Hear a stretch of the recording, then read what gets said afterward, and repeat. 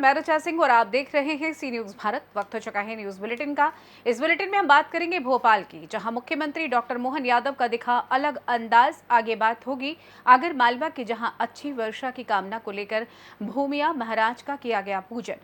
साथ ही आगे चर्चा करेंगे एटा की, जहां दबंगों ने घर में घुसकर अनुसूचित जाति की 3 महिलाओं और बच्चियों पर बोला हमला। इन तमाम खबरों पर होगी विस्तार से चर्चा।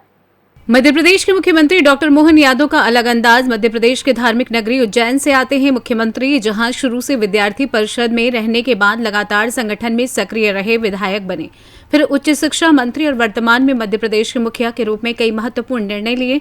मुख्यमंत्री डॉक्टर मोहन यादव ने निवास पर गौ सेवा की। मुख्यमंत्री प्रतिदिन गौ सेवा करते हैं। धार्मिक नगरी और संगठन से जुड़े होने के कारण मुख्यमंत्री चाहे अखाड़े में हाथ आजमाना हो या गौ सेवा, किसी भी धार्मिक एवं सांस्कृतिक कार्यों में पीछे नहीं हैं। लगातार प्रदेश भर में दौरे और अत्यधिक व्यस्तता के बाद भी गौ सेवा और धार्मिक आयोजनों में बढ़ चढ़कर भाग लेते हैं। भोपाल से सी न्यूज संवाददाता राकेश दिवानिया की रिपोर्ट। खबर आगर मालवा से, जहां जिले के तनोडिया क्षेत्र में 4 दिन लगातार झमाझम बारिश हुई। इससे किसानों की फसलों में फायदा हुआ। इसके बाद 4 दिन से गर्मी व उमस से तो लोग परेशान रहे हैं। इधर अच्छी वर्षा की कामना को लेकर आज रविवार को रामलीला चौक पर स्थित खेड़ापति हनुमान मंदिर में विराजमान भूमिया महाराज का परंपरानुसार पूजन कर महाआरती का आयोजन किया गया। गौरतलब है कि अच्छी वर्षा की कामना को लेकर नगर में हर वर्ष ये आयोजन होता है। नगर में जन सहयोग से इस परंपरा का निर्वहन किया जाता है। इस महाआरती के दौरान नरेंद्र सिंह राठौर, अर्जुन सिंह राठौर, भंवर सिंह राठौर, गोपाल सिंह राठौर, इंदर सिंह राठौर, गोपाल सिंह राठौर, मंगू सिंह राठौर, मदन लाल मालवीय, रतन लाल कांद्रा, विक्रम सिंह राठौर, पुजारी सत्यनारायण बैरागी, पंडित सतीश शर्मा, महेश शर्मा आदि अनेकों भक्तों उपस्थित रहे। आइए जानते हैं इस विषय में पुजारी सत्यनारायण बैरागी का और क्या कुछ कहना था। सत्यनारायण बैरागी, ये इंद्रदेव का पूजन 1 वर्ष में 1 बार किया जाता है। प्रति वर्ष किया जाता है इंद्रदेव को मनाने के लिए, करने के लिए वर्षा अच्छी हो और वर्ष अच्छा निकले, सुख समृद्धि मिले गाँव के अंदर। ये है, इसी के लिए भूमि पूजन होती है। भूमि देखती गाँव में कोई भी अनहोनी ना हो। आगर मालवा से सी न्यूज संवाददाता अहमद कुरैशी की रिपोर्ट। एटा में दबंगों का कहर। बता दें कि दबंगों ने घर में घुसकर अनुसूचित जाति की 3 महिलाओं और बच्चियों पर बोला हमला। दबंगों ने घर में घुसकर की मारपीट और छेड़छाड़, वहीं किया पथराव। अनुसूचित जाति की एक युवती सहित 3 महिलाएं हुई घायल। किसी ग्रामीण ने पथराव और मारपीट का वीडियो बनाकर किया सोशल मीडिया पर वायरल। पुलिस ने 5 आरोपियों के खिलाफ FIR दर्ज कर आरोपियों की तलाश जारी है। दबंगों ने अनुसूचित जाति के पीड़िता सीमा देवी के घर के सामने जबरन भैंसें बांधी थी। पीड़िता के मना करने पर घर में बोला हमला, वहीं छेड़छाड़ कर की जमकर मारपीट। पीड़ित महिलाओं और युवती ने दबंग आरोपी अव्वल सिंह, महेश भूरे, बंटू और रणबीर सिंह सहित 5 आरोपियों पर छेड़छाड़ और मारपीट के गंभीर आरोप लगाए हैं। सूचना के बाद मौके पर पहुंची पुलिस ने तीनों घायलों को जिला अस्पताल में भर्ती कराया है।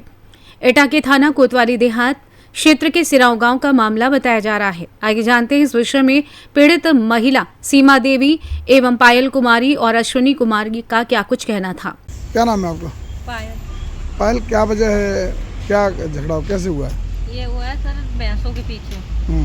ये इस चीज़ पे कि मतलब हमें निकलने बैठने पे मजबूर है हम, तो गेट पर बंद, बैठने नहीं देते हमें। गेट पर बंदी है? हाँ, गेट से नहीं, थोड़ा हटके हैं, बिल्कुल गेट के सामने। थोड़ी देर बाद में आ जाते हैं। जैसे हम अगर हम निकलने वाले होते हैं ना, तो भैंस टॉयलेट वगैरह कर देती हैं, तो छींटे छाटे आते हैं, खाना वगैरह ले जाते हैं, तो हमें अच्छा नहीं लगता है ना। ऐसे खाना अच्छा लगता है? तो क्यों मारपीट क्यों की? मारपीट यूँ करी है कि मतलब हमने थोड़ा भैंस को मार दिया था, तो वो घर में घुस के हमें भीतर बाल पकड़ के लेके गए और हमें सबको मारा और हमारे कपड़े अपड़े सब वैसे कर दिए। मतलब छेड़छाड़ करने की पूरी करी थी, गाली दी, गंदी गंदी गाली थी।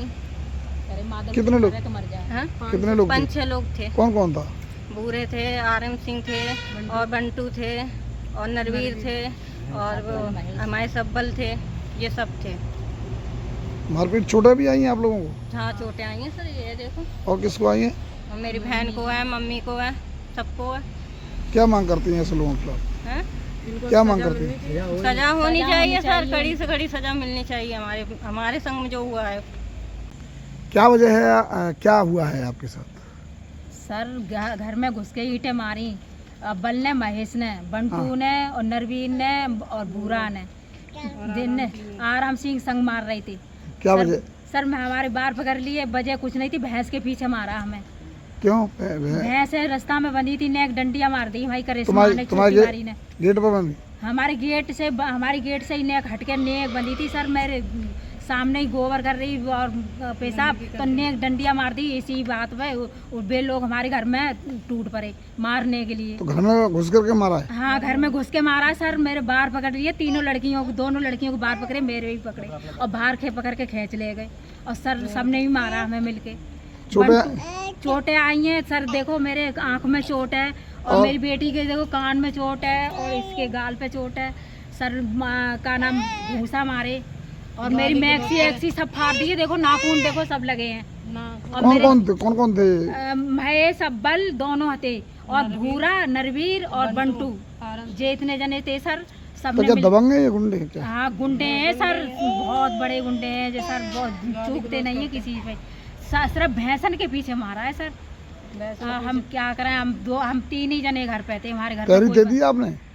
तहरीर दे दी है? हाँ सर पुलिस पहुंच गई थी मौका पे? हाँ मौका पे नहीं सर, वे आगे हम पीछे थे।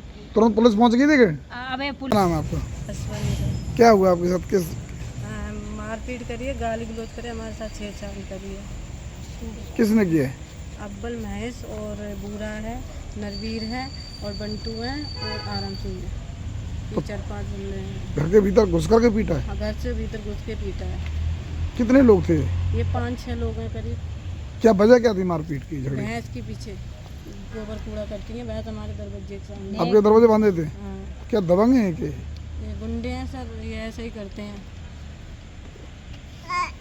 तो सूचना पर पुलिस तत्काल पहुंच गई थी? हाँ पहुंचा दी थी, पुलिस भी आई थी। क्या तहरीर दे दी आपने? हाँ तहरीर दे दी थी। इटावा से सी न्यूज संवाददाता लखन यादव की रिपोर्ट। जनपद फतेहपुर के बहेरा सादात में करबला के शहीदों की याद में उठा ताबूत, बड़े इमामबाड़े मजलिस में का हुआ आगाज। वहीं बेती सादात से आए मौलाना जनाब शाहकार ने बताया कि मोहम्मद साहब के उन नवासों को 3 दिनों तक भूखा प्यासा रखा गया, जिनको मोहम्मद साहब अपने कंधों पर सवार करते थे। उन्हीं नवासों को यजीदी लश्कर ने एक बूंद पानी न दिया और करबला में प्यासा शहीद कर दिया। इमाम हुसैन की शहादत के बाद औरतों को बंधक बनाकर गलियों में घुमाया गया। इमाम हुसैन ने यजीद के हर जुल्म का डटकर मुकाबला किया, सर कटा दिया लेकिन सर झुकाया नहीं। फतेहपुर से सी न्यूज संवाददाता शंशा आब्दी की रिपोर्ट। इगलास नगर में हिंदू समाज का पवित्र स्थल शमशान आजकल शराबियों एवं चिलमचियों का जमावड़ा अड्डा बन गया है, जहां शराबी लोग शराब का सेवन कर वहां खड़े हरे भरे वृक्षों का आनंद लेते हुए शराब के नशे में वहीं लुढ़क जाते हैं। आपको बता दें कि शमशान स्थल पर सफाई की कोई व्यवस्था नहीं है, पानी की पाइपलाइन टूटी पड़ी है और समर भी खराब है। बता दें कि इगलास नगर में हाथरस मार्ग पर नगर पंचायत कार्यालय के समीप स्थित शमशान स्थल, जो हिंदुओं का एक पवित्र स्थल कहा जाता है, श्रद्धालुओं द्वारा शमशान स्थल का सौंदर्यीकरण करते हुए अच्छी व्यवस्था करा दी गई है। लेकिन नगर पंचायत द्वारा समर व पानी की जो पाइपलाइन डलवाई गई थी वो पूरी तरीके से टूटी पड़ी है। कुछ लोगों ने पानी की पाइपलाइन को ठीक करने व समर को चालू कराने के लिए कहा, परंतु अभी अमल नहीं किया गया है। शमशान स्थल पर सी न्यूज भारत के संवाददाताओं ने जाकर देखा तो वहां जगह जगह कूड़े के ढेर व परिसर गंदा पाया गया। वहीं उपस्थित एक व्यक्ति ने यह भी बताया कि शमशान स्थल शराबियों ने शराब का अड्डा बना चुके हैं। नालियों में शराब व बियर के खाली डिब्बे, परिसर में जगह जगह शराब के डिब्बे दिखाई दिए। बताया गया कि टेम्पो वाले ज्यादातर शमशान स्थल पर ही शराब पीते हैं। बताया कि कुछ लोगों ने शमशान में शराब व चिलम, सुल्फा, गांजा पीने का विरोध किया तो शराबी उनसे झगड़ा करने को हावी हो जाते हैं। शमशान भूमि पर बढ़ते शराबियों के उत्पाद को रोकने की ओर नगर पंचायत व प्रशासन बेखबर है। आइए जानते हैं इस विषय में बच्चू सिंह ने और क्या कुछ कहा।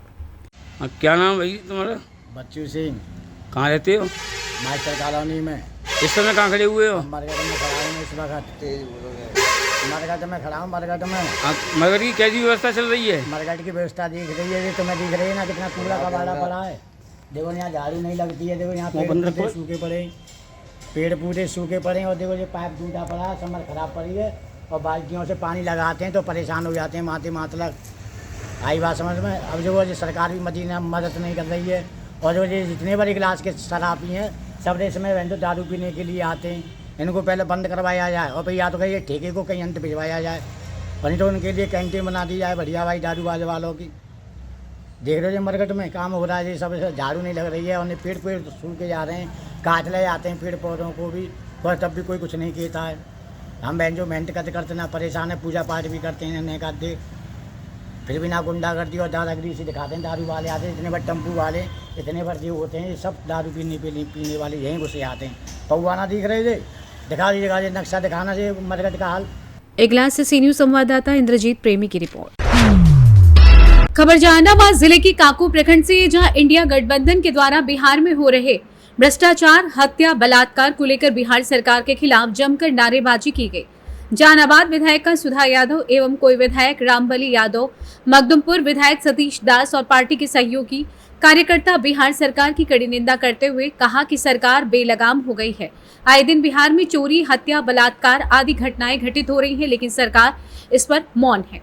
जहानाबाद से सी न्यूज संवाददाता आदर्श की रिपोर्ट।